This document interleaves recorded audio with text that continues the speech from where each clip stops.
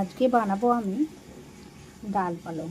তো এখানে আমি পালং শাক কুচি করে কেটে নিয়েছি, আর এখানে আমি কলাইয়ের ডাল নিয়েছি। এখানে আছে ভাজা কলাইয়ের ডাল। ভাজা কলাইয়ের ডালটা প্রেসার কুকারে দিয়ে দেব, আর পালং শাকটাও দিয়ে দেব, দিয়ে প্রেসারে সিটি মেরে নেব। একসঙ্গে সিদ্ধ করে নিয়েছি। আর এখানে কড়াইয়ে তেল দিয়েছি, তেলে দুটো কাঁচা লঙ্কা আর পাঁচফোড়ন দিয়ে দেবো আদা আর কাঁচা লঙ্কা বাটা।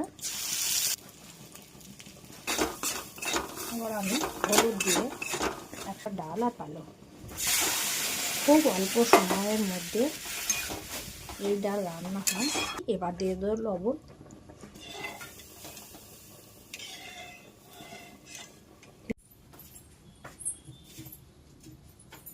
এই হচ্ছে আজকের রেসিপি ডাল পালং।